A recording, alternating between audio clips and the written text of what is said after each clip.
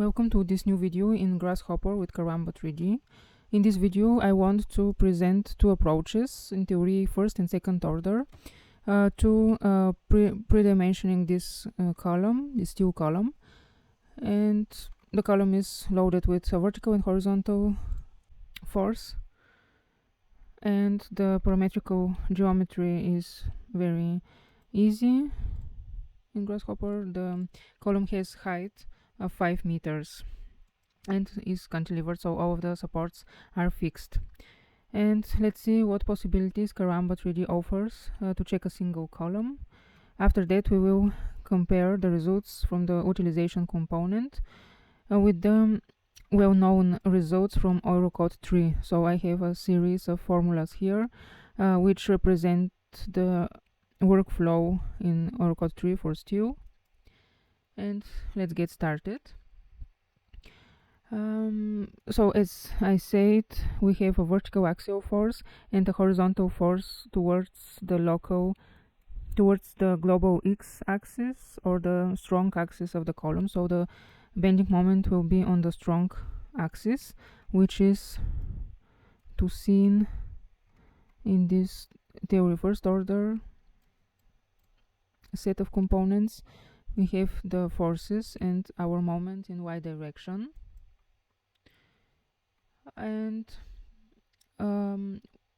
so the first step on Eurocode 3 will be to check if the normal force has influence on the moment load capacity.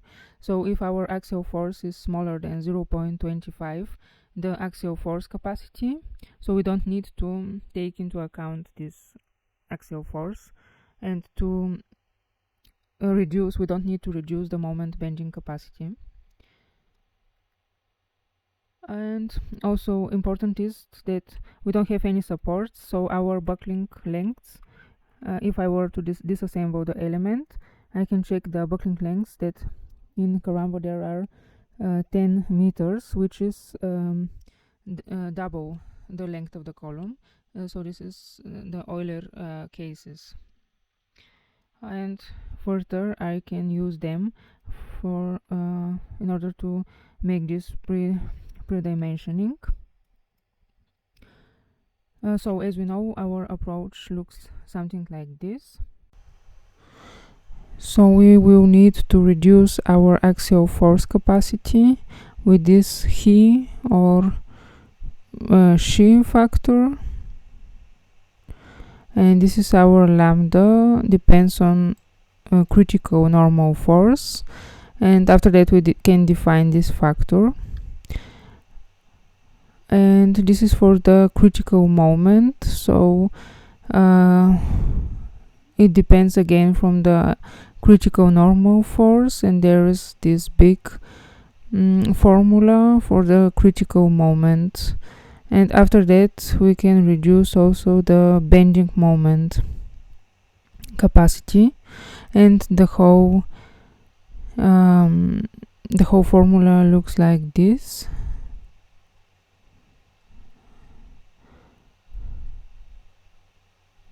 And of course not forget, this is gamma m1, because this is the stability proof. So back in Caramba, let's first check the utilization for axial force influence. So this is our force, and the buckling is, I assume that the buckling will be on the weak axis, because our buckling lengths are equal on the both directions. And first we are going to need our critical normal force, which is given by this formula, and this is and this is around the buckling factor times our current axial force. So the buckling factor we can see here. It doesn't matter which model is included here, but we have 3 point something times 170. It gives so this number in particular. And then we, as we saw, we are going to need lambda z direction, depends on this critical force and our plastical normal force capacity of the cross section. So it depends on the area of the cross section and sorry, here in the beginning I've deconstructed the material, and this is our strength, tensile strength of the steel. And here is the factor 1 first. Okay, so this is the axial force capacity of the this is the proof that we are going to need. So the reduced axial force capacity reduced with this factor he from the tables in Eurocode, and after that we dividing the axial force with the capacity for axial force, and we are reaching this result 0.43, which is on the utilization exactly also this one for the normal force. Here it's important I've gave elastical force. I want to have the plastical section for the cross section class 1. And further, so this is going to be the first part of the of our proof, which apply where the axial force applies, and now plus the moment, the bending moment from the horizontal force, we're going to need the capacity of the cross section, which is given by this setting of the cross section back here. Okay, so this is the plastic resistant moment about the local y-axis. Okay, we're going to take this again here first with the factor 1, and in the big formula for the M critical we have this factor depending on the form of the moment diagram 1.77, the critical axial force which we already found, and I've also took this formula from Eurocode 3. This Z is from the middle of our cross section. I think it was from the shear, center of the shear to the boundary of the cross section. Yes, then I just apply this in the formula, and after that when the G is for the torsional buckling, the square root of classical bending moment divided by the critical moment. And of course with some factors, and here I found Karamba 3D very useful, because back in the utilization component there is this option for details. If I ask for details, I can have an approach order on how these coefficients were applied. So I can see here zy is equal to this number, and if I apply this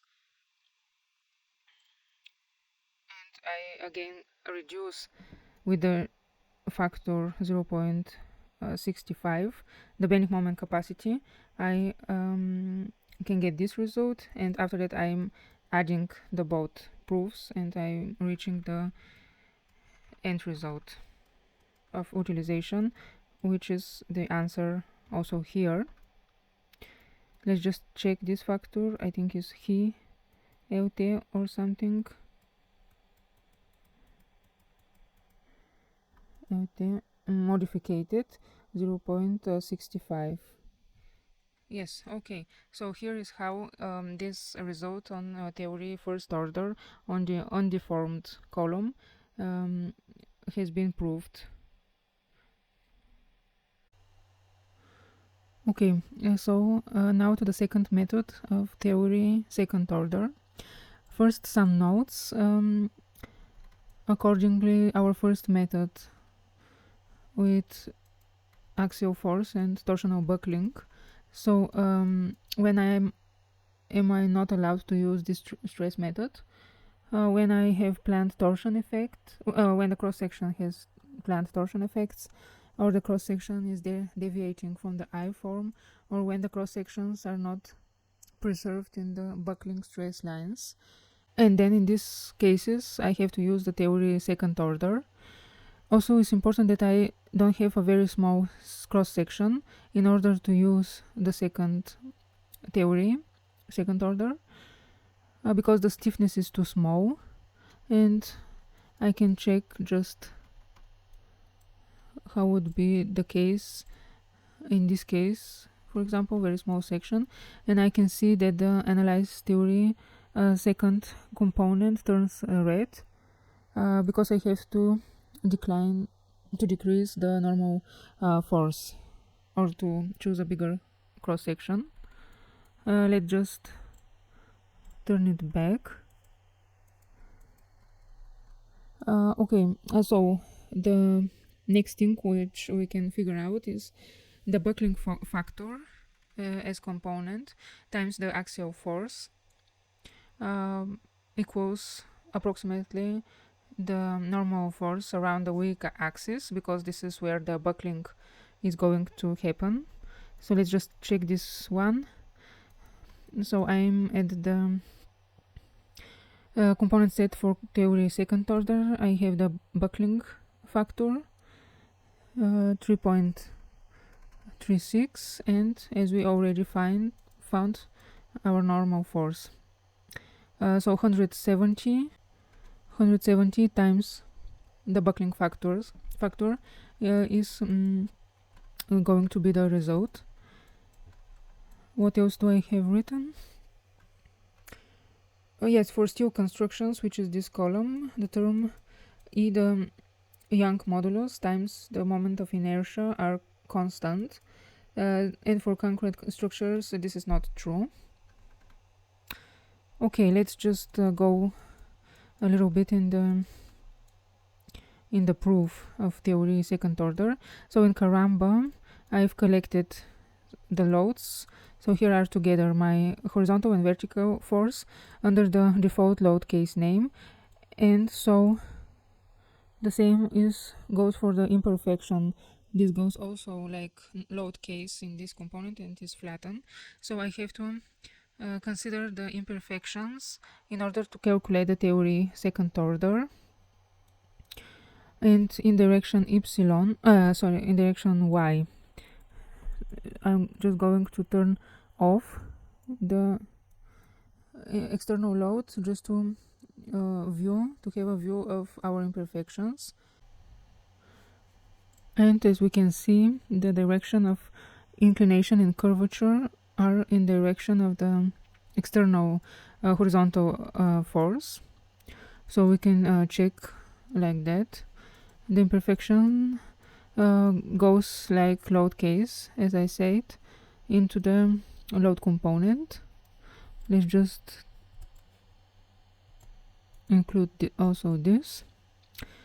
I'm on the deformation, so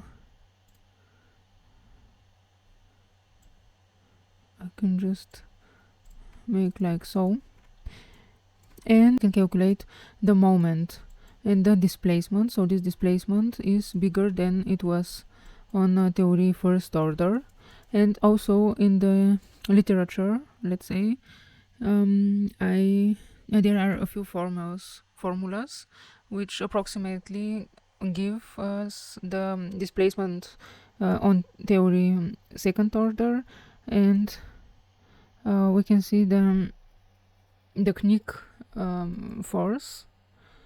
We can find it with some formula, and then on numerical way, which I tried to imitate here. We can also find the moments on second order theory, and this is approximately similar, like coming from the component. And I will link this video in the description box. And also it is important that the ratio between the vertical force and the critical force has to be in this in these borders. Otherwise it is not so exactly this method. But again, I have here this formula which gives the same, like in critical, which I've already found. And after that I can find the displacement on theory second order, 3.68 centimeter. Here I have around approximately 3 centimeter, and then I use, for the moment, theory second order, I use these components for this formula, and it goes back to the result for the utilization component. So thank you for watching, and this was all for this video, and till the next tutorial. Bye.